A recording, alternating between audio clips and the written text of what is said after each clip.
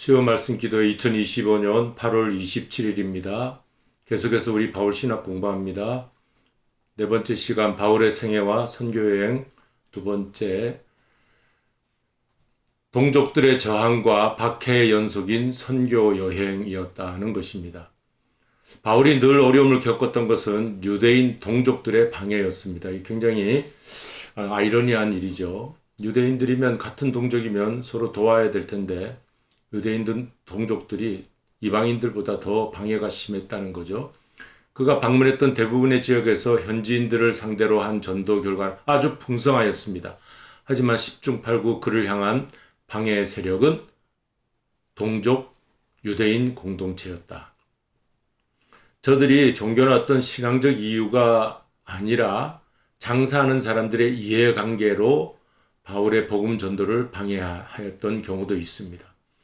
두 가지 에피소드가 있는데 사도행전 16장과 19장에 보면 어린 소녀 귀신 들린 점쟁이의 그 신통력이 사라지게 되자 그 수입이 줄어든 주인이 바울을 계략에 빠뜨려서 그 감옥에 갇히게 하죠. 이 일로 인해서 빌립보 간수가 이제 회심하는 사건도 일어나게 됩니다. 그리고 또 하나는 에베소 야외 극장 난동 사건인데 에베소 도시의 우상 여신이었던 아르테미스, 아데미 신상을 팔던 상인들, 데메드리오라고 하는 자가 자기 수입이 줄게 되자 사람들을 이렇게 선동하여 일으켜서 야외 극장에서 그 바울 일행을 핍박한 그런 사건이 되겠습니다. 이 두 가지 사건은 장사하는 사람들의 이해관계였다 이렇게 보게 되죠.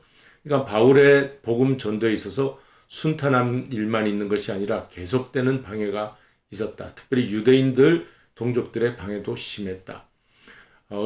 그러나 역으로 생각하면 빌립보 간수 회심을 그리고 복음 듣고 가족이 구원받는 그런 반전의 역사가 있죠. 주 예수를 믿으라 그리하면 너와 내 집이 구원을 받으리라. 그리고 가장 심한 봉변을 당한 에베소 사건도 그만큼 에베소 도시에서 전도 사역의 영향력이 귀신을 쫓아내고 이렇게 하나님의 기적 같은 역사들이 대단하였다는 사실을 반증해 주는 것이라고 하겠습니다. 그래서 우리가 잠시 살펴보면 시청각 자료인데 아데미 야외극장 이런 모양이라고 그래요. 에베소에 있는 아데미 2만 5천 명까지 야외극장이 2만 명 내지 2만 5천 명 수용하는 대단한 극장이었다는 것입니다.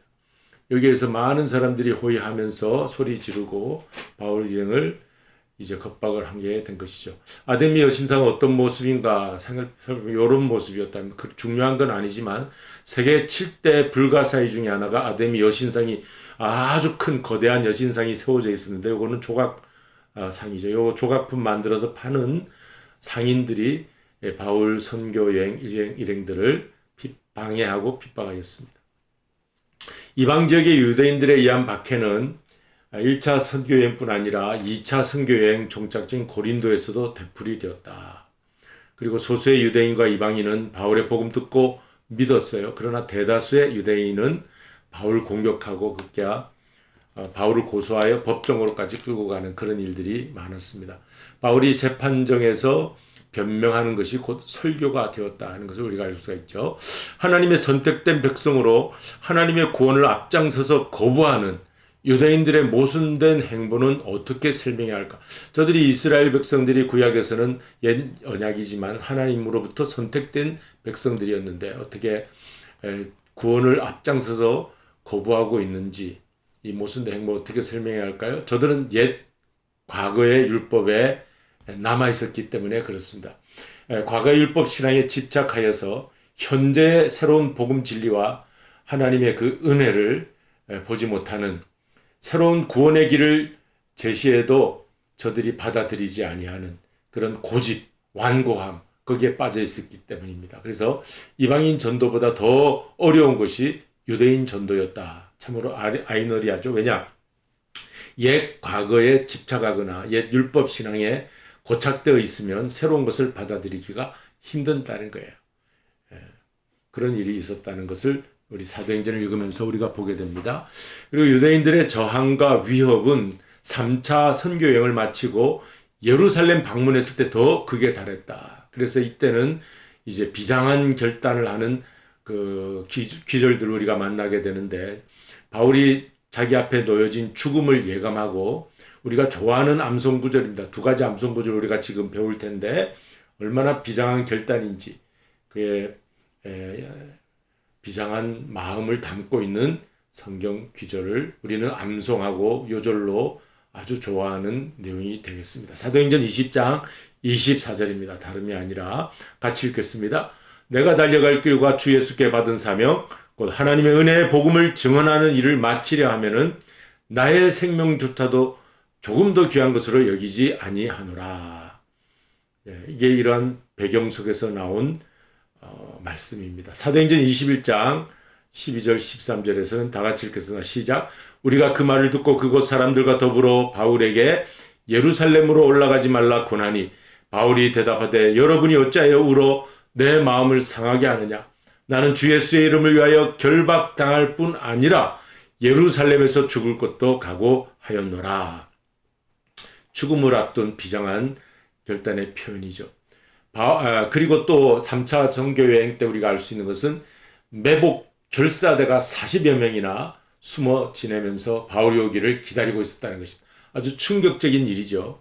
바울을 죽이기 전에는 먹지도 않고 마시지도 않고 하는 맹세한 자가 40여 명이 있었어요. 사도행전 23장 21절, 그들 중에서 바울을 죽이기 전에는 먹지도 않고 마시지도 않기로 맹세한 자 40여 명이 그를 죽이려고 숨어서 지금 다 준비하고 당신의 허락만 기다리나이다. 그렇게 이제 성경에서 우리가 읽을 수 있습니다. 이렇게 1, 2, 3차 전도여행은 순탄하지 않았습니다. 그러나 그 핍박과 방해 때문에 바울은 이곳저곳 옮겨 다니면서 복음이 전 세계로 로마까지 퍼지게 되었다는 역설적인 사도행전의 그 행전의 여정을 우리가 지금 배우고 있는 것입니다. 하나님은 여기가 좋사오니 안주하고 머물러 있는 것보다 계속해서 다그쳐서 흩어지게 하시는 그 역사가 있다는 것, 복음 전파의 역사의 그 역설적인 방법입니다. 그것이. 자, 그래서 우리가 때를 얻든지 못 얻든지 복음을 전파한다. 오늘 사도 바울의 여정의 마지막 부분을 생각해 보면, 바울이 이방 지역 출신이고 태생부터 로마 시민권자였던 덕분에 로마법의 보호를 받아 예루살렘에서 살해되는 최악의 상황은 벗어날 수 있었습니다. 불편하지만 그는 가장 안전한 방법인 죄수의 몸으로 로마 군인의 호의 속에 보호를 받으며 로마까지 가게 된다. 놀라운 하나님의 방법이죠. 그래서 우리가 죄수의 몸으로 불편하지만 그냥 가장 안전한 방법이 로마까지 가는 방법이었어요. 그래서 하나님은 바울이 예루살렘에 머물러 있는 것이 아니라 바울이 가졌던 그 복음을 가지고 로마까지 새로운 포도주가 온 세계 옛 부대를 율법이라는 부대, 구약의 유대인들의 부대를 터뜨리고 새로운 신약의 예수 그리스도의 포도주, 예수 그리스도의 새로운 복음의 포도주가 세상 끝 로마까지 그리고 스페인까지 건너갈 수 있도록 하나님의 가장 안전한 방법이 뭐냐? 죄수의 몸이었다. 로마 군인. 이것이 하나님의 방법입니다. 이것이 사도행전에 그려진 사도 바울의 마지막까지의 활동 모습. 그래서 법정에 서서 또 황제 앞에서 서서 총독 황제 앞에 서서 변명하게 됩니다. 자신을 변호하게 될 때 그것이 곧 마지막 사도 바울의 설교로 사도행전에 남아있게 돼요. 그래서 우리가 설교의 좋은 모습, 베드로의 설교도 있고 바울의 설교도 사도행전에서 배울 때 설교자들이 배울 수 있는 원형으로서 우리가 사도행전을 읽을 때 이제 알게 되는 거죠. 자, 이게 1차 선교 여행이고요. 이게 2차 선교 여행, 3차 선교 여행입니다. 한 번 다녀오기도 힘들지만 주로 소아시아 지역의 1차고 2차는 이제 고린도까지 가게 되죠. 이렇게 터키 지역뿐만 아니라 고린도 지역까지 가서 이제 그리스 지역이죠. 여기까지 2차 지역. 그 다음에 3차 다시 한 번 더 쫙 대단한 그의 발걸음을 볼 수 있습니다. 사도 바울의 선교여행 요약표를 만들어 봤어요. 자, 1차는 46년, 48년 기원 후 소아시아가 주로였고 첫 이방 선교 기반이 마련된 것입니다. 제2차 선교는 유럽 진입, 마케도냐 손짓하면서 이리로 오라. 그렇게 해서 유명한 영국의 역사 학자인 그분이 마게도냐에 산 사람이 손짓함으로 바울이 첫 발을 유럽 마케도냐로 옮김으로 전 세계 이제 복음의 문이 열리게 되었다. 당시 유럽은 아주 야만 지역이었어요. 그래서 이 바울의 기독교 복음이 전파되면서 유럽이 문명권으로 들어가게 되었다. 그렇게 유한 역사학자가, 영국의 역사학자죠. 그렇게 그분이 말했는데, 빌립보, 여기 2차 선교 여행에는 빌립보 감옥, 아덴 설교, 고린도 사역이 기록되고, 제3차는 53년, 57년 에베소 고린도 지역, 유두고의 기적과 에베소 코벨 설교가 기록되고, 이제 로마로 가게 됩니다. 마무리 여정 로마, 예루살렘에서 체포되어 가이사라까지 수감되어, 가이사라는 아직 유대 지역이죠. 여기에서 총독에게 이제 지나면서 설교도 변명하는 것이 설교라고 그랬죠. 가이사라에서 이제 황제에게 그 항소함으로 인하여 이제 로마까지 배를 타고 압송되게 됩니다. 그가 로마 시민권을 이제 밝히게 되죠. 로마 시민권자를 황제에게 가서 이제 재판정에 서게 됩니다. 몰타, 이제 메리데 섬이라고 했는데 몰타예요. 몰타 섬, 이탈리아 바로 밑에 있는 그 로마에서 가택연금 상태 2년간 죄수의 몸이니까 가택연금을 당하죠. 그러니까 어느 정도 자유로워서 사람들이 많이 찾아왔다고 합니다. 그래서 복음을 전하고 이후 참수용을 당했다는 것으로 전승이 남아져 있습니다. 이제 결론입니다. 바울의 선교 여행은 교회 개척의 교과서입니다.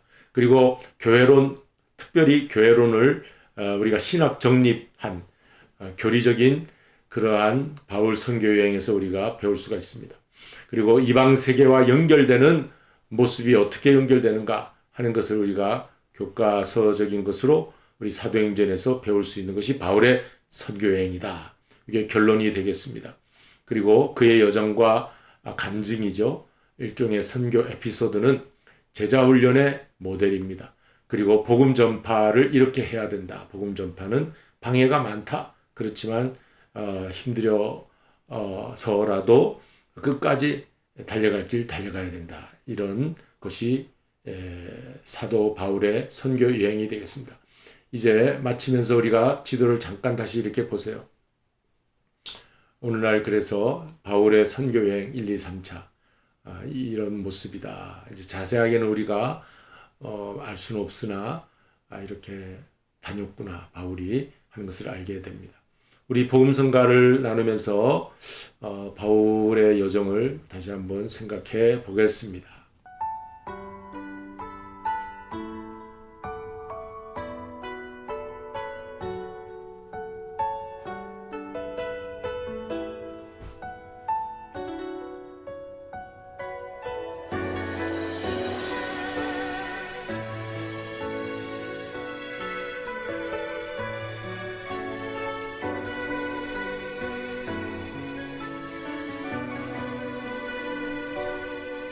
지극히 작은 자 죄인 중에 괴수 무익한 나 부르셔서 간절한 기대와 소망 부끄럽지 않게 십자가 전게 하셨네. 어디든지 가리라 주 위해서라면 나는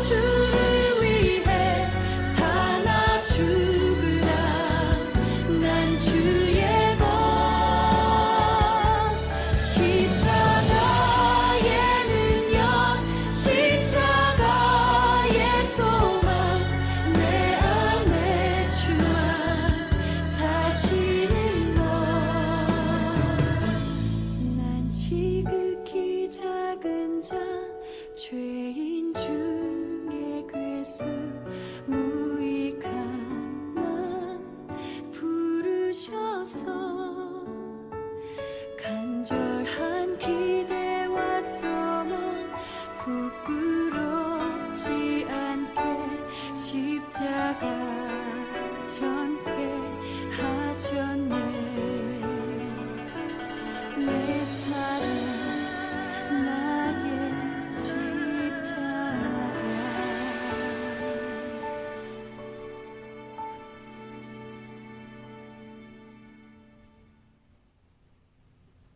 하늘에 계신 우리 아버지여, 이름이 거룩히 여김을 받으시오며 나라에 임하옵시며 뜻이 하늘에서 이룬 것 같이 땅에서도 이루어지이다. 오늘날 우리에게 일용할 양식을 주옵시고 우리가 우리에게 죄 지은 자를 사하여 준 것 같이 우리 죄를 사하여 주옵시고 우리를 시험에 들게 하지 마옵시며 다만 악에서 구하옵소서. 대개 나라와 권세와 영광이 아버지께 영원히 있사옵나이다. 아멘.